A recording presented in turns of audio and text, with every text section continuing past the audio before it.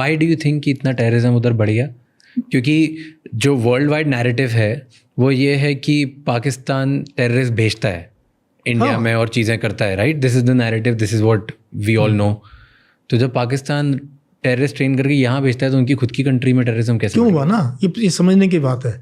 जब Russian army आई ना अफगानिस्तान में, तो अमेरिका तो तब cold war was at its peak, Russia came into Afghanistan. अब अमेरिका को लगा they will come into Pakistan and Russia को वार्म वाटर्स चाहिए। तो ये 200 साल पुराना हिस्टोरिकल फैक्ट है।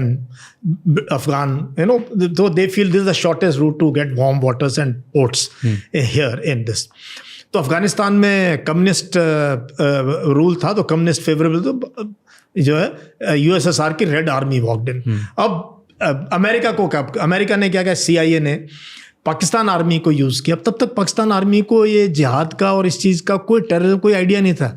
इनको बोला यार अब तुम ना एक फोर्स तैयार करो जो इनके साथ लड़ेगी रशियंस के साथ। तो इन्होंने तालिबान रेज किया। तो जो वहाँ नौकरी नहीं कोई नहीं, जिहाद के नाम पे जो है अफगान पाकिस्तान से उन्होंने फंड किया, CIA ने ट्रेन किया, ISI ने हजार लोगों के कैंप लगाते थे, उनको AK-40 पैसा CIA का। तो ISI ने सीखा टेररिज्म कैसे बनाना, उनको अमेरिका से सीखा उन्होंने, और उन्होंने वो इस्तेमाल किया रशिया पे। रशिया 8-9 साल में they got a bloody nose, they backed out, they lost. अब जो तालिबान आ गए वहां पावर में, अब जो जिसको आदत होगी वेपन की और चौधरी बनने की, वो थोड़ी रुकेगा। अब तो वो जहर फैल चुका है और वो रायता फैल चुका था। वो पाकिस्तान आज भी भुगत रहा है इस चीज से कि they can control some narrative, some terrorist की भाई तुम इंडिया में करो, लेकिन कोई कहता नहीं मैं तो पहले तेरे को ठोकूंगा, पहले मैंने यहां निजाम लेके आना है पहले फौज को ठीक करना है। So this is such a dangerous game. That is how Pakistan is getting it back from by their own policies, their own. अब तुम अगर रोज यहाँ पे तुम सिखा दो गली में लड़कों को पत्थर फेंकने का, वो उसके घर पे मारना है, कुछ दिन के बाद इनमें ही कोई लीडर बनेगा नहीं, पहले तेरे को ठीक मारे, तेरे को आसान है मारना, चल हटाओ।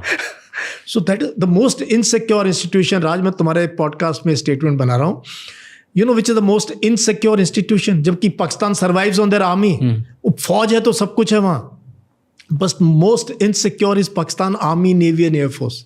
But you are telling me कि टेररिज्म तालिबान ये अमेरिका ने बनाया?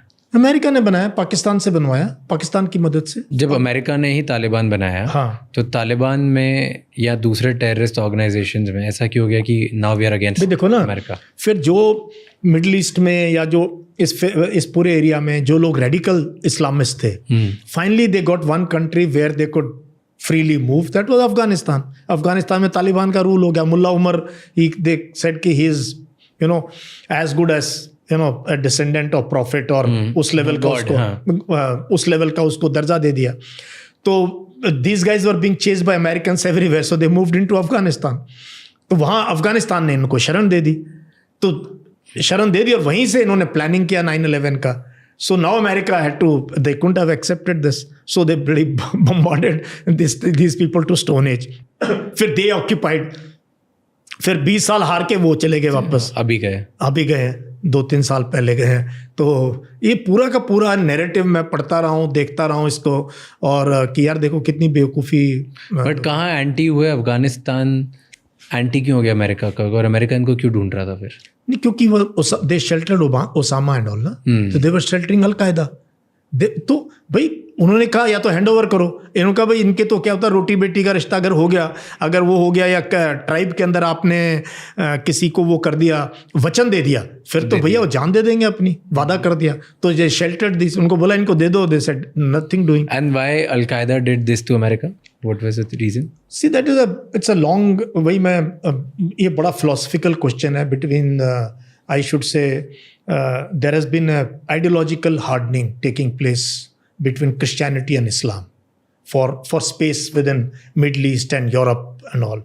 तो उसके लिए you will have to read M.J. Akbar's Shade of Swords. A lot of literature has been written कि क्यों ये, and now there is a pushback because oil मिल गया मिडल ईस्ट में, एंड अमेरिका का इंटरफेरेंस कितना है। आप देखो कितनी जगह उनकी बेसेस हैं वहाँ।